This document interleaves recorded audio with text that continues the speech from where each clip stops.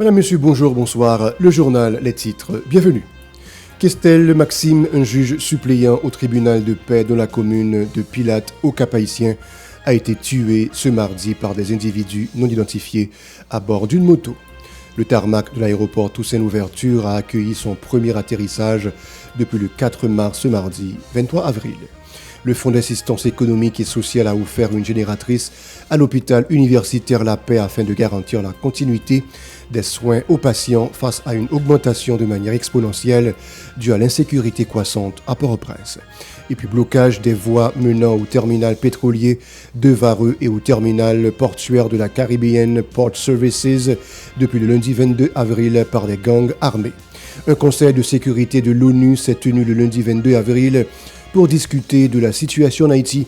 Il appelle à un déploiement immédiat de la force multinationale de soutien à la sécurité dans le pays. Le département d'État a octroyé 900 000 $ américains aux conseillers de police dans le cadre de la mission multinationale de soutien à la sécurité en Haïti. Et puis le cartel Limier, c'est ONA, a dénoncé les actes de pillage perpétrés dans plusieurs locaux de l'Office national d'assurance vieillesse ONA.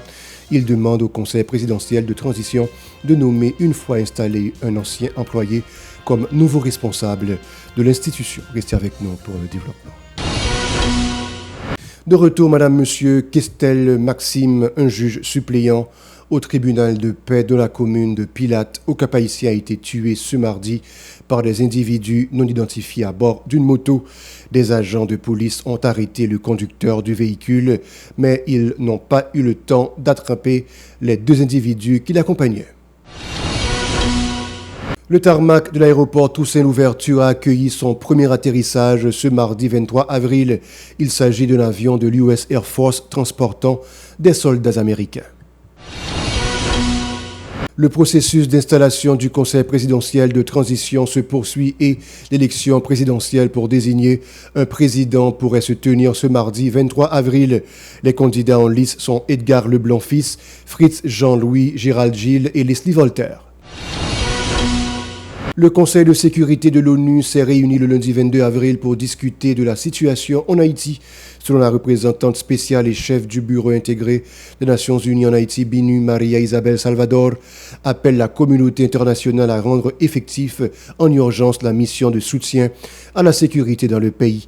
Salvador a souligné que dans les 674 millions de $ sollicités pour l'exécution du plan réponse humanitaire en Haïti, seulement 8,1% du montant a été versé.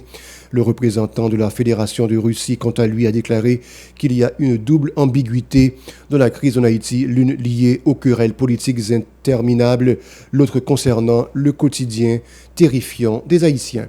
Il plaide en faveur d'une solution politique nettement haïtienne sans l'interférence de la communauté internationale. Les voies menant au terminal pétrolier de Vareux et au terminal portuaire de Caribbean Port Services sont bloquées depuis le lundi 22 avril par des gangs armés. Ils ont érigé des barricades en utilisant plus d'une dizaine de camions saisis, rendant également l'accès impossible à la station des Gonaïves, Chancerelle et La Saline. Le Fonds d'assistance économique et sociale FAES a offert une génératrice à l'hôpital universitaire La Paix en raison de l'insécurité qui affecte la population civile et qui a entraîné le dysfonctionnement de plusieurs centres de santé. L'hôpital La Paix est le plus sollicité de la région métropolitaine de Port-au-Prince. Par conséquent, le directeur général de La Paix, Jean-Philippe Leurbourg, remercie le FAES et déclare que ce matériel contribuera à sauver des vies. Le département d'État a octroyé 900 000 $ américains aux conseillers de police dans le cadre de la mission multinationale de soutien à la sécurité en Haïti, selon le journaliste Jacob Jensen. Les compagnies ayant reçu ce montant se basent dans un bureau de soutien à Fort Lauderdale, en Floride. Dans les documents publiés par ce journaliste américain, le contrat a débuté le 1er avril 2024 et devrait prendre fin le 31 mars 2025. Cependant, il est indiqué la possibilité d'une prolongation jusqu'au 31 mars 2029. Le cartel Limies et ONA a dénoncé ce mardi les actes de pillage perpétrés dans plusieurs locaux de l'Office national d'assurance vieillesse ONA, tels les bureaux situés au Carrefour Chada et à Wanamet. Selon le président du cartel, Adler Kensi Adrien, il est impérieux que le Conseil présidentiel de transition nomme un ancien employé comme nouveau responsable de l'institution. Écoutons-le au micro de Yaspine Sanon et Marie-Carmel Auguste. N'a profité dénoncer vandalisation qui passait dans le bureau Onayo, Tankou, Chada, Wanamet, qui boulait à piller.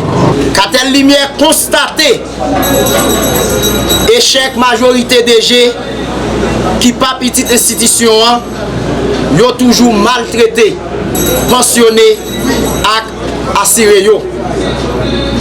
Dans ce sens,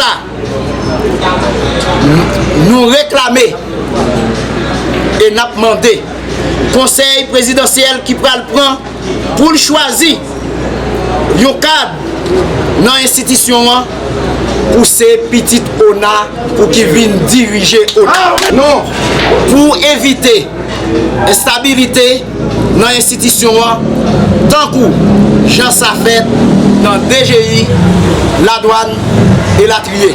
De son côté, le secrétaire général de la structure, Chanel Louis, a critiqué les conditions difficiles dans lesquelles se trouvent certains employés de l'ONA à cause de la fermeture de plusieurs bureaux de l'institution. Il exige au CP de rétablir l'ordre dans le pays afin de faciliter la réouverture de ces bureaux. De plus, il dénonce les manœuvres dilatoires de ceux qui s'opposent à l'organisation des élections au sein du syndicat des employés de l'ONA. Il a rappelé en outre que le mandat de ce cartel a pris fin depuis le 13 août 2023. Les conditions de travail, c'est zéro. Il y a des employés, par exemple, qui ont des chita, tu as besoin de l'eau pour boire dedans, pas facile. Donc, les conditions ne sont pas correctes. Nous connaissons que nous sommes en période très difficile. Il y a plus d'institutions qui cotisent en l'ONA, qui sont fermées. Ce bazar n'a pas qu'à pour vous dire que la direction lui-même a fait la bonne. Parce que une bonne institution qui ne peut pas arriver à temps pour payer cotisation pour employés et pour papaye. Parce qu'on est c'est 12% de l'UE, 6% il a prélevé son employé et 6% l'institution ça a mon travail là à côté. Donc 6% par employeur là toujours paraît très difficile. Et c'est un peu le casquette chinois pour capable de joindre l'économie. Donc c'est peut-être ça qu'on a souhaité que le conseil qui va venir permettre qu'il y ait une sécurité. Parce que pour l'ONA rentrer l'argent, il faut être capable d'étendre sur tous 10 départements en décision. Chaque syndicat a dit que chaque cartel est élu pour 4 ans. Et bien, depuis 13 août 2023, mandat camarade Wilbo qui est notre tête syndicat fini. C'est fait depuis 4 octobre 2023. Il n'est pas fait. Et c'est le comité qui est en place là qui rend ça pas arrivé fait. C'est que les syndicats qui l'a depuis 2007, mais actuellement là, ils constituent tête, ils décartent, ils constituent un mouvement qui est le marché contre. Plus de 500 déplacés à l'école argentine Bellegarde située à la Ruelle Vaillant ont exprimé leur amertume à cause de la situation difficile qui, selon eux, constitue leur quotidien. Plusieurs d'entre eux ont expliqué que les besoins primaires ne sont pas comblés, mais ils déclarent qu'ils se résignent parce qu'ils sont dépassés par les événements. Cependant, le comité de pilotage du centre offre un accompagnement psychologique aux déplacés à travers l'implantation des activités sur la santé mentale organisées tous les mardis par la Fondation Airov. Mais ils affirment que ces séances ne suffisent pas pour améliorer la vie de ces gens. Écoutons certains déplacés au micro de Véron Arnaud et de Max Rony-Horissin. Bon, nous l'avons abri, Argentine Bellegarde, nous sentons nous pas bien vivre. Nous avons 8 mois depuis nous sommes dans Paraguay premièrement, bandits grand viennent débarquer dans Paraguay, ils battent nous, ils prennent téléphone, ils prennent l'argent, nous tout ça nous te gagne, ils prennent nous. Nous laguer des bras pendus. Après nous réfugiés nous dans lycée Jean-Jacques. Même coup de bâton, on y a la même ville, réfugié là dans Argentine Bellegarde, nous avons secours. Nous quittons la caille depuis 13 juillet 2023 que nous avons vivre. moi sorti sur catastrophe bandi mettez tout peuple là dehors qu'a fait c'est ça cause qui fait que non problème que n'a pas dire dans quand et forme dit ça parce que ou acheter un pantalon avec une chemise il a dit 1 an 2 ans mais grand goût pas qu'après tout le temps ça. Par ailleurs, les déplacés demandent aux autorités de prendre les dispositions nécessaires pour leur apporter du soutien. Écoutons. Mes amis, comme c'est OIM qui là, femme qui placée, dans des cap voyer comme bamoun pour mon dans le pays.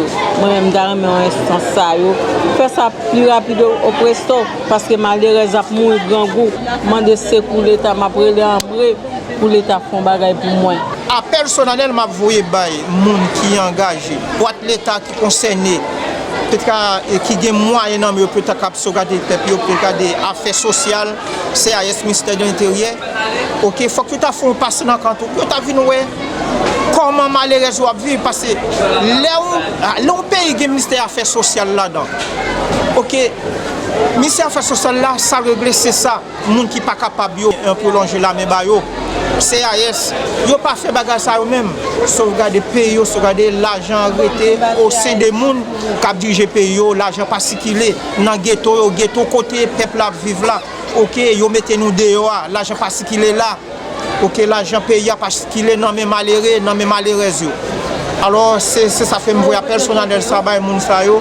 OK, yo vinn passer dans camp pour visiter moun yo qui est à vivre. Le juge d'instruction Merlan Belabre a auditionné ce lundi l'ancien président Jocelyn Privert dans le cadre du dossier de corruption au Centre national des équipements CNE entre 2018 et 2021. Jocelyn Privert a rappelé sur son compte X qu'il a remis le pouvoir le 7 février 2017. Il qualifie d'aberration toute tentative visant à l'associer de cette affaire. Voilà, c'est la fin du journal. Merci de l'avoir regardé. Restez avec nous pour la suite.